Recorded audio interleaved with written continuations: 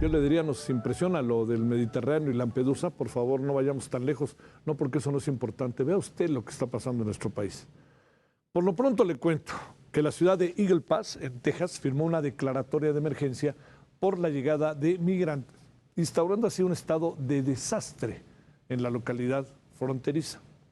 Un estado de desastre que permite que se tomen medidas de protección, active el plan de emergencia de Texas y autoriza que la ciudad solicite apoyo bajo la declaratoria. Autoridades estadounidenses han reportado un aumento en los cruces ilegales, agotando los recursos del gobierno y llevando al límite a algunas comunidades locales. Tan solo el lunes hubo más de 8,000 arrestos, todo ello de acuerdo con el sindicato que representa a la patrulla fronteriza. Esto es uno más de los antecedentes de lo que vamos a hablar esta noche. En Ciudad Juárez, Chihuahua, un campamento improvisado con alrededor de 300 migrantes que esperaban pacíficamente la apertura de puertas para el paso legal cerca del muro fronterizo fue desmantelado por la Guardia Nacional de los Estados Unidos, como se puede apreciar en estas fotografías. Los migrantes que habían permanecido en el lugar durante más de 2 días informaron que algunos fueron desalojados con violencia, mientras que otros fueron amenazados por los elementos de la Guardia Nacional sin que las autoridades migratorias se acercaran al campamento durante su estadía. De igual manera, los migrantes expresaron su frustración, ya que habían esperado hasta 48 horas con la esperanza de ingresar legalmente a los Estados Unidos. Por su parte, el consulado de dicho país en Ciudad Juárez aclaró que no existen pasos abiertos para la migración legal en la zona. La Asociación Mexicana de Ferrocarriles alertó que, por la problemática creciente de los migrantes en las vías, se puede ver afectado el abasto de granos, cemento y el comercio internacional de vehículos. La interrupción temporal de los servicios afecta también a las cadenas de suministro nacional y la vinculación comercial a través de exportaciones e importaciones. El Grupo México publicó un comunicado en el que informó que trabaja para restablecer el tráfico de trenes con seguridad para los migrantes y los usuarios, porque ya hemos visto las escenas, lo que pasa con los migrantes, cómo se suben a los trenes, incluso ya los trenes saben que tienen que bajar, aunque sea un poco la velocidad donde están, porque se van a subir, como quiera se van a subir. Bueno, cabe destacar que el volumen de la carga ferroviaria apenas se está recuperando de los efectos de la crisis provocada por la pandemia. De acuerdo con cifras de la Secretaría de Infraestructura, Comunicaciones y Transportes, el 25% de la carga en México, 25, anote ese dato, 25% de lo que se mueve de carga en México es a través de los ferrocarriles. Bueno, hablemos de un todo, con muchas cosas. Le hemos pedido a Eunice Rendón, Coordinadora Nacional de Agenda Migrante, a ver, pongamos en el terreno esto, qué está pasando, qué lo agudiza, qué puede hacer Ferromex. El presidente dice, a mí no me preocupan los ferrocarriles, dice, los trenes me importan los migrantes. Pues es que una va con otra, señor presidente. Así, en eso estamos ahorita. Bueno, Eunice, te saludo como siempre con mucho gusto. ¿Cómo has estado? Hola, ¿cómo estás, Eunice? Hola, Javier, muy bien, buenas noches. A ver, vayamos poniendo en perspectiva bien, qué cosas están sucediendo en este momento. Te pregunto, ¿y qué es lo que ha agudizado algunas cosas? El gobierno dice que no le importan los ferrocarriles, sino los migrantes, en fin, pues todo lo que también ha sido la suma de muchos años, muchos años. Bueno, yo creo que estamos ante una situación que es permanente, Javier, que si bien disminuyó durante mayo y junio por las amenazas que existieron al finalizar el título 42, hay que recordar que se securitizó la frontera sur de Estados Unidos y esto sí efectivamente hizo que en el corto plazo hubiera menos migrantes, pero a partir de julio empezó otra vez el repunte y ya agosto y septiembre claramente hay un aumento otra vez en los flujos migratorios, lo cual nosotros dijimos en Agenda Migrante que iba a pasar, es decir, era una falsa expectativa esa disminución, solamente era por las amenazas, porque finalmente las causas de la migración ahí siguen en Haití, siguen en Cuba, siguen finalmente en Venezuela y en muchos de los países que se han sumado a las filas de la migración. También vemos cada vez más personas de Ecuador, a mí me ha tocado recibir ahora con Agenda Migrante en la frontera sur, también algunos de Perú, ha aumentado también este año los de Guatemala que también están buscando buscando salir del país. También hay un flujo mayor de gente, por ejemplo, de la India, del África, ¿no? Entonces, más de 120 nacionalidades están dentro de estos, finalmente, migrantes y flujos que llegan al país. ¿Cuál es la diferencia? El tema de la ruta por medio de los trenes de Ferromex, me extraña un poco el comunicado, ya que ellos argumentan que es para, pues ahora sí que cuidar a los migrantes. Escuchaba a algunos de los migrantes decir incluso que ellos utilizaban el tren como una medida para evitar la corrupción que ven, por ejemplo, de agentes migratorios o la propia extorsión que muchas veces los criminales, los grupos criminales hacen a los migrantes en tierra y que por eso utilizaban el tren, por eso estaban pues reclamando este comunicado de Ferromex que dice que pues va a quitar a 60 de los trenes dentro de algunas de las rutas. Hay que recordar que la bestia o la ruta migratoria utiliza principalmente 5 rutas. Esta que estamos viendo pues es una ruta que va por el centro del país, es una ruta que no es la más usual, pero que es una de las nuevas que se ha utilizado en los últimos meses y bueno, al parecer que eso es lo que llama la atención, porque ¿cuántas personas no han muerto ya en la ruta de Chiapas, por ejemplo? Nosotros desde Agenda Migrante tenemos el capítulo de Guanajuato que justamente tiene a muchos migrantes mutilados ahí en el albergue, a eso se dedican en ese capítulo de Agenda Migrante y en ese albergue, y bueno, y nunca antes Ferromex había tomado este tipo de acciones, que además que significan una pérdida importante para la empresa, ¿no? Se calcula que cerca de 40 millones por la operación que significan estos 60 trenes. Entonces, bueno, no sabemos bien qué hay detrás. La realidad es que yo estuve hoy en contacto con también nuestros representantes de Aguascalientes y de Guanajuato y de Coahuila, porque la ruta empieza en Irapuato y llega hasta Torreón. Y bueno, hemos tenido también parte de las personas de Agenda Migrante que han estado ahí, como Nadine Cortés, por ejemplo, y ella lo que nos narra es que todavía el día de ayer estuvieron llegando en esa ruta, entonces no sabemos bien cuándo, hay una incertidumbre realmente de esa, digamos, de ese cierre anunciado por Ferromex. La semana pasada tan solo, Javier, pues llegaron cerca de 10,000 migrantes en esta ruta. Entonces, bueno, lo que creo que estamos viendo sí es un flujo muy continuo ante unas políticas que creo yo no son las adecuadas ni en México ni en Estados Unidos, y esto es una reflexión incluso que se tiene que hacer a nivel mundial, es el tema de que muchos africanos estén tomando la ruta de México para llegar a Estados Unidos, también es una repercusión de políticas restrictivas también de otros países en Europa, y entonces por eso toman este camino. Cada vez vemos que toman nuevas rutas, no solo en el tren, también por la vía marítima, por lugares pues más peligrosos. El propio Darién proviene también pues de la toma de una nueva ruta ante la imposición de una visa, por ejemplo, para los venezolanos. Entonces yo creo que es momento, Javier, aunque se antoja muy difícil en el momento político, tanto en México como en Estados Unidos, pero pues deberíamos tener una reflexión para generar un modelo más integral. Nosotros en Agenda Migrante con el Decálogo hemos estado reuniéndonos con el Consejo Coordinador Empresarial, con el Instituto Nacional de Migración, con la Cruz Roja, con la OIM, en fin, con un montón de actores, y lo que vemos es que hay una necesidad empresarial.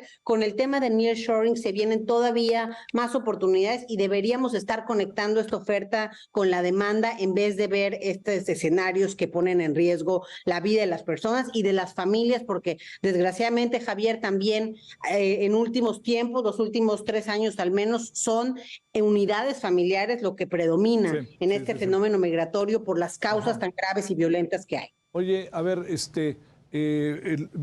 tengo la impresión de que este flujo ahora, Eunice, como que no lo ha tomado el gobierno con mucha atención, ¿no? Para utilizar una palabra quizá lo más indicada. Segundo, que la cantidad de haitianos en Tapachula empieza a ser verdaderamente alarmante. Y tercero, que te están cerrando los pasos peatonales en la frontera norte o en la frontera sur estadounidense. A ver, sobre eso, ¿cómo van las cosas? Bueno, yo creo que aquí hay varias, de lo que tú mencionas, hay varias cosas que decir. Efectivamente, Tapachula tiene que ser un punto en el que se tiene que trabajar ya de manera urgente, Javier, porque ya lleva mucho tiempo con una gran concentración de migrantes de forma desordenada. Entonces, no solamente estos temas que tú mencionas, sino que se ha generado ya una animadversión, una xenofobia de la población con los migrantes al encontrarlos justamente, pues en muchos lugares de forma desordenada. Creo que también parte del problema es que la Comisión Mexicana para el Refugio es una de las oficinas donde tiene una mayor concentración y creo que habría que diversificar e incluso varios migrantes narran cómo tienen redes de apoyo familiares en otro lado, pero ahí no pueden hacer su trámite de la Comar. Entonces creo que tiene que haber una mayor flexibilidad, una mayor colaboración entre el Instituto Nacional de Migración y la Comisión Mexicana para el Refugio, porque muchas veces muchos de estos migrantes que están pidiendo el trámite de refugio realmente no se quieren quedar en México, solo quieren tener el papel para poder continuar el camino con menos riesgo de que los detengan y los deporten. Entonces, bueno, creo que tendríamos que tener esta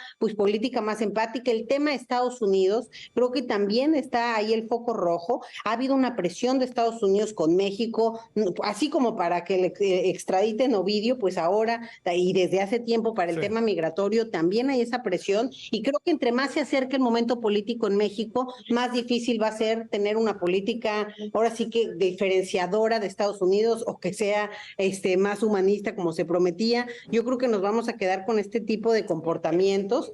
No, en el sur de Estados Unidos vemos de pronto despliegue de seguridad, de pronto las boyas, de pronto esto que mencionas en Eagle Pass, en fin. Entonces estamos viendo pues reacciones que no son las necesarias, ni las adecuadas, ni las convenientes para nadie, porque aunque amenacemos, securiticemos, etcétera, pues la migración ahí sigue porque las causas ahí siguen y la gente va a seguir saliendo. Entonces creo que es momento de pensar en rutas, en estrategias, en acciones más inteligentes y más convenientes para todas y todos, y eso creo que tiene que ser también una discusión binacional y transnacional. Híjole, en el caso de la región. Oye, pero con respeto a Eunice, no la veo. Y mira, tú mejor que nadie lo sabes, es tu chamba cotidiana.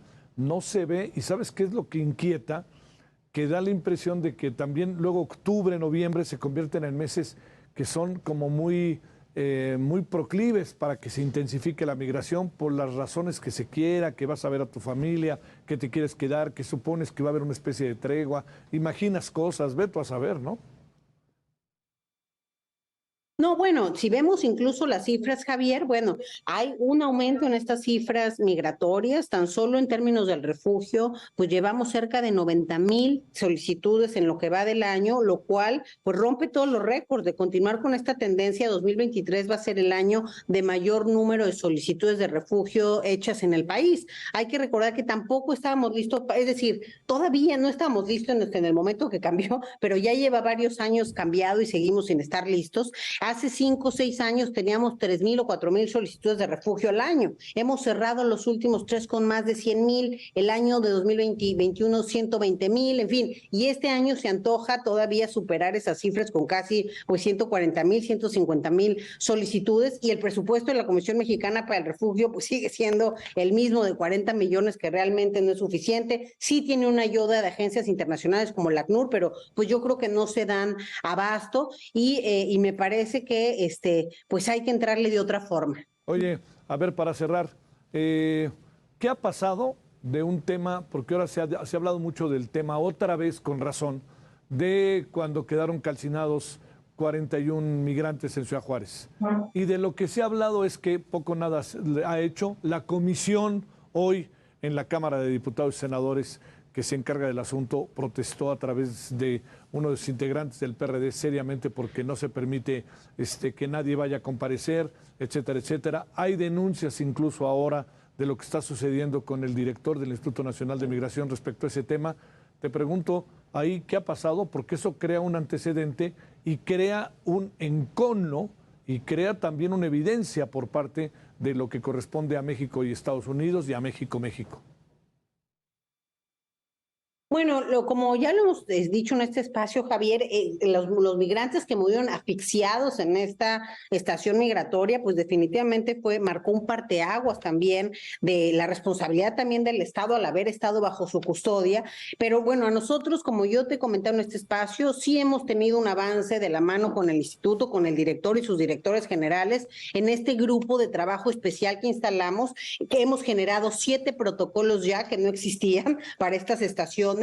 Hemos verificado también que quiten todo aquello que parece cárcel, hemos trabajado en la modificación de estas estaciones migratorias. Todavía hay mucho que hacer, pero bueno, al menos estamos tratando de empujar con este grupo de agenda migrante y sí hemos tenido la apertura. El día de hoy hubo una reunión incluso con todos los responsables de migración del país, en donde se presentaron también estos grupos de trabajo, avances y los siguientes pasos. Entonces, bueno, algo se está haciendo. Creo que ahí también entran unos otros actores que son importantes, como la CEAP, ¿no? La Comisión de Atención a Víctimas, en donde tampoco queda claro qué están haciendo por las víctimas y pareciera que se queda la reparación en algo monetario, ¿no? Y no están yendo un poquito más allá en el tema hasta de la tanatología por la pérdida, de la atención emocional, incluso algunos migrantes se quejaban de otras cuestiones. Entonces, bueno, yo creo que hay varias autoridades implicadas y que sí, todavía hay mucho que hacer, pero lo más importante creo es que veamos en los próximos meses un cambio en las estaciones migratorias, en los protocolos de atención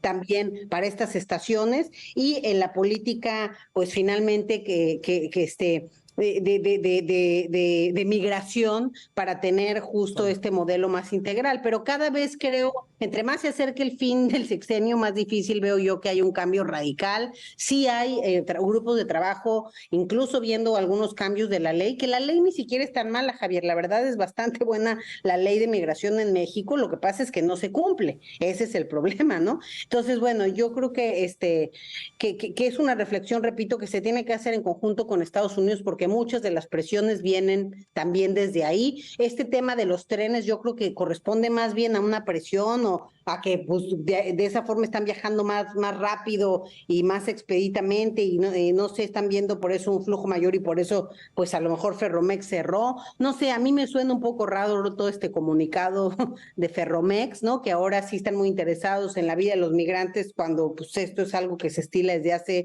mucho tiempo, probablemente en otras rutas, pero bueno, con la misma afectación en términos del riesgo. Te mando un saludo, Eunice, muy buenas noches, gracias. Buenas noches, Javier, hasta luego. Gracias, hasta luego, gracias. Bueno, también hay un flujo mucho mayor ahorita, ¿no? Uno no puede perder de vista eso, no sé, es otra variable, pero sí, evidentemente, además hay un lío ahí con Ferromex, gobierno, etcétera, que no para.